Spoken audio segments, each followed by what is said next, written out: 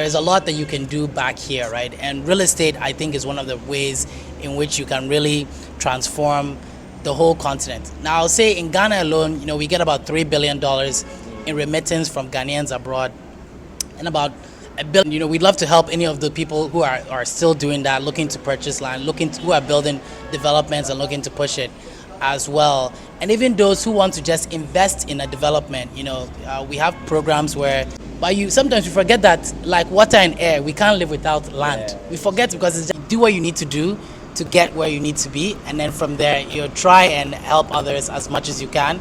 And obviously you can help others through philanthropy, but I always believe that building a sustainable business is also years to come. How do you see real estates in Ghana, like real estate developers like you, making sure that everything goes well, people get a place to put on and all that? And also, it's two questions.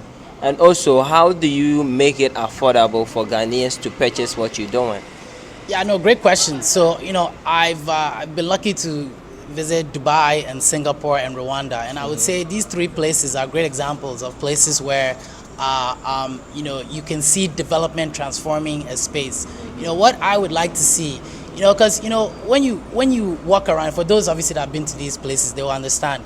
When you see, and even I'll say, Cape Town or like some places in South Africa, okay. When you see landscaping or buildings that are beautiful, that have been done to, properly and efficiently, it even calms you down. It helps, it makes your day, right? When you view all of that, right? Okay. And so that transforms the whole space, creates that sense of a country's identity, right? And so for me, really, what I would like to see are spaces, right, that allow for more, for Ghanaians to enjoy Ghana more, right? Where are the parks, right, in Ghana? I don't think we see enough of that, right? Yeah. We don't see enough trees, enough luscious trees, right, as well. There isn't also enough sustainability sometimes with, how we build this, right, in terms of, maybe solar power, etc., utilizing the power more efficiently as well, right? And so what I would like to see is that, right, so a total transformation of space, right, to assist with really forming that national identity.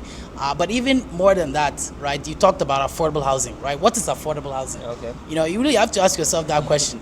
$10,000 home, is that affordable to 50% of Ghanaians? Wow. Right? I don't know. It's a very tough question, right? And so when you think about affordable housing, I think what you have to think about, though, is how we can create more industrial parks. And there are people doing this. There's Dawa Industrial Park, which is being built. There are others that are being built. Mm-hmm. Once you build a park, an industrial park, and then build out industry within these parks, right? Let's say there's a factory, a car factory that has been built in an industrial park. Those people, it's easier to offer mortgages or even build for those people who are working at the car factory to build the homes right next to them.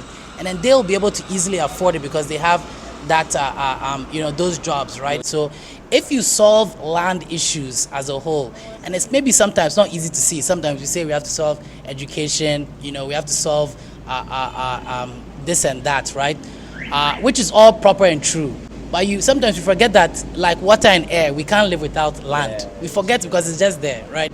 And so if we don't manage the land properly, it affects so many things that we don't even think about. So these are some of the things we'd like to solve. I always like to talk about maybe the diaspora and what the diaspora could do a lot more with the continent, right? Because of course, when sometimes a lot of people have been burnt, of course, and some people have their many reasons for living abroad, right? But I think if you are settled, let me say, in life there, right, there is a lot that you can do back here, right? And real estate, I think, is one of the ways in which you can really transform the whole continent. Now, I'll say in Ghana alone, we get about $3 billion in remittance from Ghanaians abroad, and about $1 billion or so is already used for some real estate purpose, someone buying property, buying land, building a home, etc. And we'd love to help any of the people who are still doing that, looking to purchase land, who are building developments and looking to push it as well. And even those who want to just invest in a development, we have programs where you can invest as little as $10,000 into an investment and get your return back, in about, depending on the development, 6 months to about maybe 3 years, depending on the development. So there are ways in which you can also, maybe from afar or close by, assist in this space. and I don't think anyone should be filled with despair about anything, you know, occurring in Ghana or anywhere else. You know, of course, of course, it's not where we'd like it to be. Yeah. But you know, when you are there with despair, it means you've given up, and when you've given up, then we might as well all be, you know, be in heaven by now. Then, right? So, I think that that's really my thing. I would like to work much more closely with the diaspora, and I think a lot of people are already doing that. You know, I talked to a lot of great people, you know, who are already very interested, buying property every day, and involved in the space or want to help in some way. And I think, you know, a lot more of that, bridging that gap as you do, right, is really like the key to everything, I think. Oh, thank you so much for joining Epic. It was because of my space. That is why I'm just cutting it real short. But I'm going to have another interview with him again. And to be honest with you, I have to make this possible because I will never know when he's going back or coming in to Ghana and all that. So first and first, at least let's get something to you guys so that you guys will know whatever that is going on, so that when we come next time, it will be like, oh yeah, I've seen, oh no, I've not, let me share this, let me share that. You understand? So let's support, let's keep his dream, you know, keep moving, keep pushing and all that.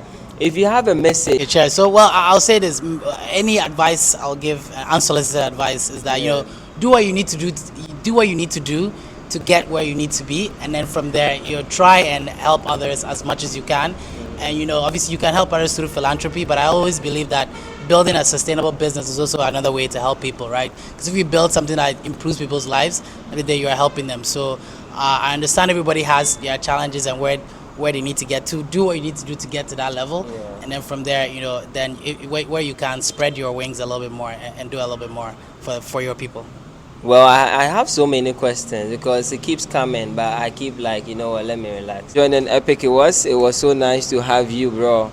I really appreciate your time with me. Like and subscribe his page, and I'm very grateful for the opportunity. I will say though that I do have great parents, and I'm grateful to them for where I am.